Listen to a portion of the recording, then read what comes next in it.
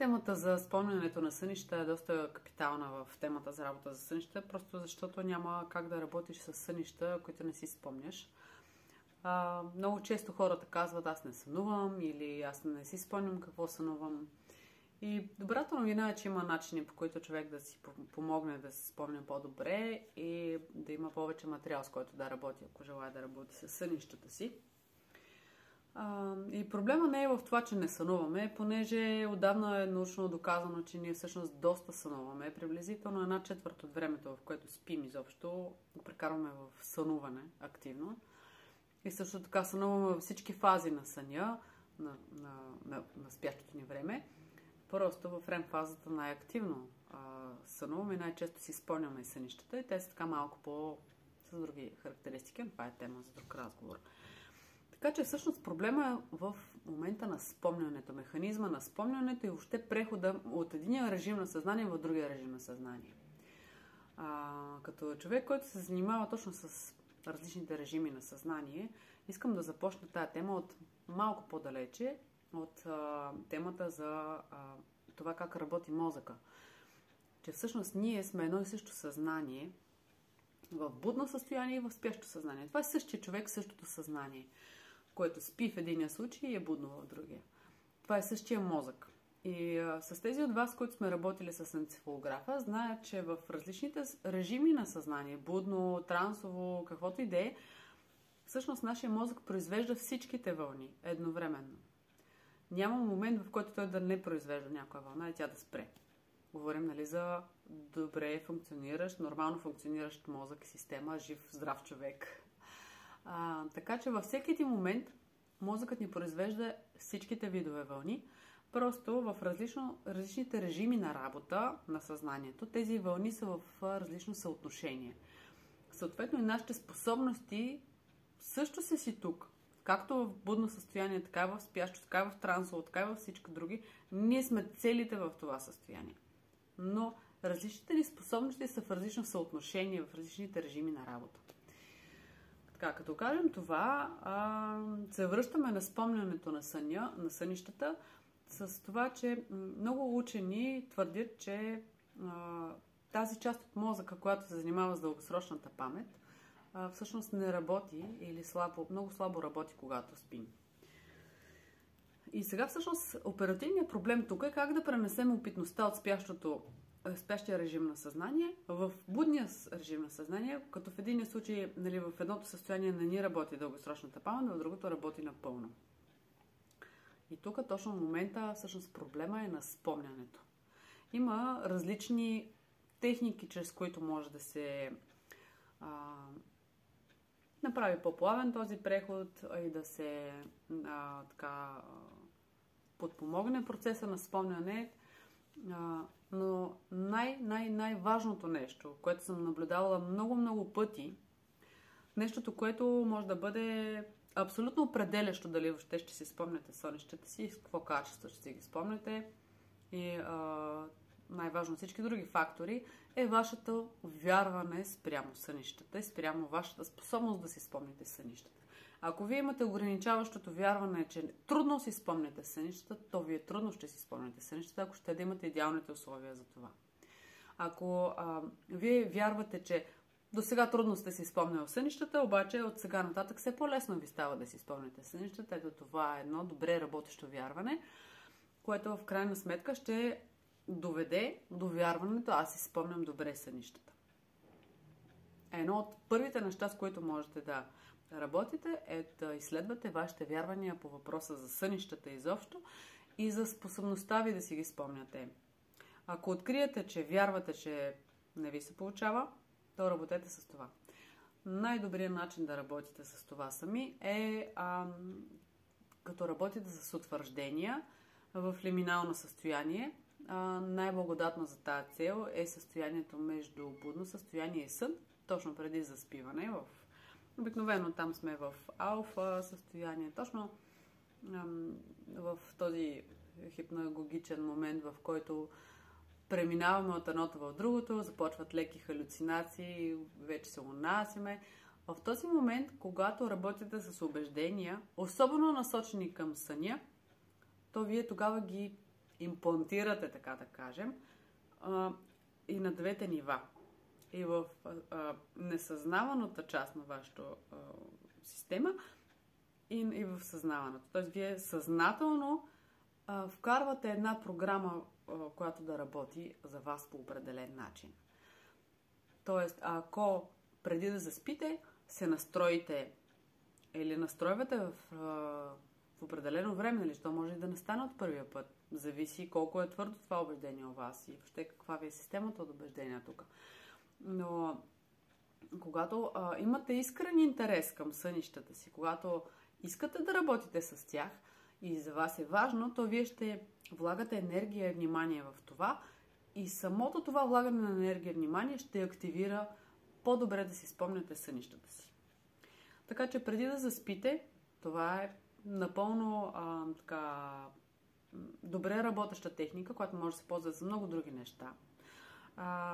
Но по принцип, когато работим с сън, я ползваме почти винаги.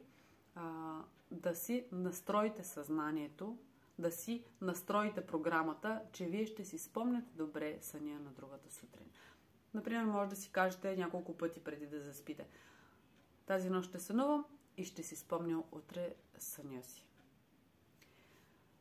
Тук преминаваме вече полека към по-конкретните техники, макар че пак ще се върна на процесно ниво, да ви кажа, че всъщност момента на събуждане, като другия момент на преход от един режим към друг, също е изключително ключов за това дали ще можете да пренесете опит от едното ниво на другото. Ако вие се събудите много рязко, с някаква много такава агресивна аларма, силен звук или нещо, което много бързо, много рязко ви вади от състояние, много по-вероятно е да забравите съня си. Или ако се събудите и станете веднага да правите неща, е много по-вероятно да загубите съня си. Просто защото вие сякаш от едното ниво на съзнание, на опитност, от единия режим на работа, изведнъж скачате в друга реалност. И няма никакъв плавен преход. Нали, преходът е просто мигновен. Нищо не ви свързва с това друго състояние.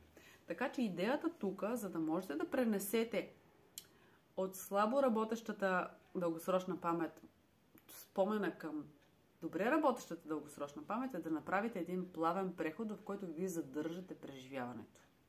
Това е тайната на така доброто спомняне, флуидност между двете нива.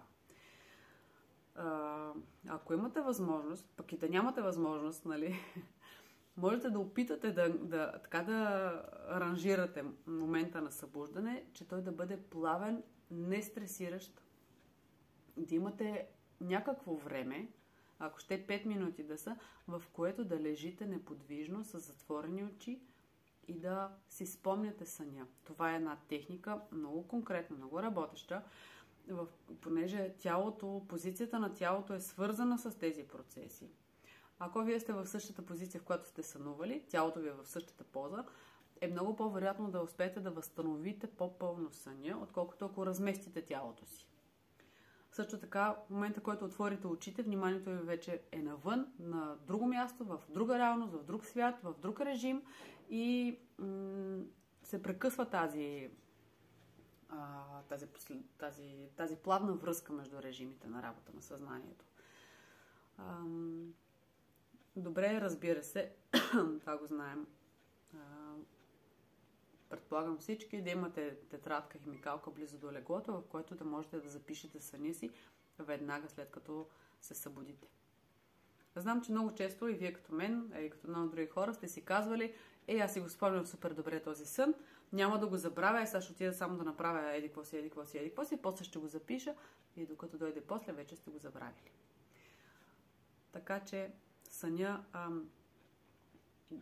го пишете максимално близо до състоянието на сънуване. Тоест, когато все още във вас са живи емоциите от съня, когато все още във вас са живи образите.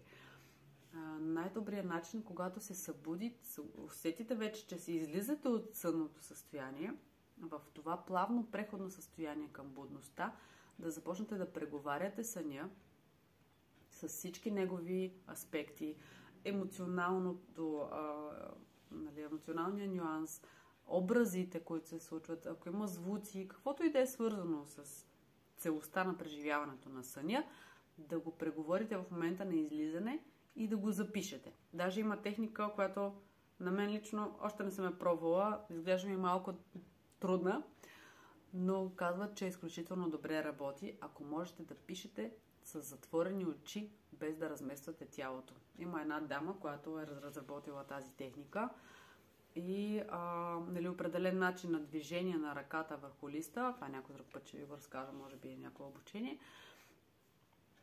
Тя е много конкретна тази техника, по определен начин се слага химикалката, но вие може да опитате по вашия начин, да запишете съня, докато още сте в него. Докато тъкмо си го спомняте, преговаряте и той още е жив във вас, не сте се разместили, да го запишете тогава. Ако не можете да го направите това поради някакви причини, във възможно най-близкия момент до събуждането е добре да го напишете този сън. Има някои теории, така да го кажем, за работата на съзнанието въобще в изменените състояния на съзнанието, което третира спящото съзнание, полуспящото съзнание като холограма и самия сън като холограма. И затова според някои от тези хора, които изучават и разглеждат по този философски начин съзнанието и съня, дори част от съня да запишете, то вие ще можете да извлечете цялото, поради холограмния принцип, който работи в съня. Да искам да кажа, ако не можете да запишете целия сън поради някаква причина, можете да запишете поне ключови думи. И е много по-вероятно, когато се опитате след това да си го спомните, по тези ключови думи да опитате да преговорите целия сън. Друга добра техника е, когато си спомняте, се опитвате да си спомняте съня, е мисленето назад. Тоест, когато все още не сте се много хубаво разсъбудили, да опитате да върнете мисленето си назад, докато се върнете в позата и състоянието, в което сте били, докато сънувате. Това е едно специфично упражнение, което просто трябва да опитате, за да видите как работи за вас. Има начини и за него, нали, да се упражни, да се направи. Но по тази инструкция може да опитате да го направите и сами. Просто да опитате да върнете назад чувствата, мислите, съзнанието си до момента, в който сте сънували и оттам да възпроизведете на ново съня. Сега има някои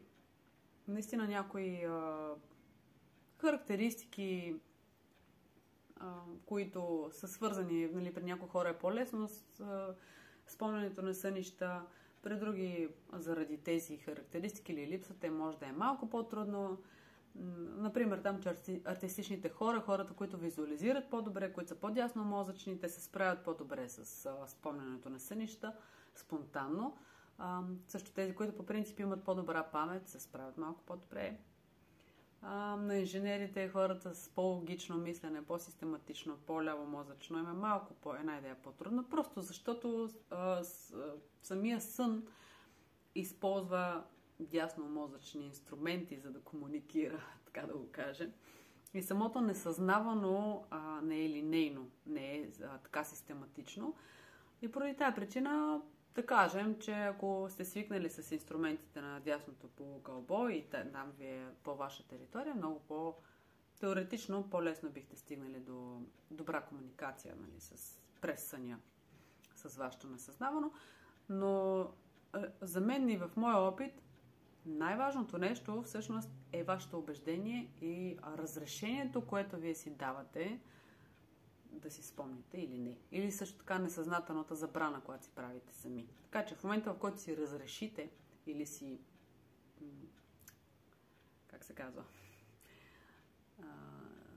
си програмирате, че вие ще си спомняте, вече оттам нататък чисто оперативно ще намерите и начин да се спомняте. Когато вече са записани сънищата, много по-лесно се работи с тях. Това е. Има и други начини, методи, инструменти, които ще си говорим друг път с тях. Продължаваме натам.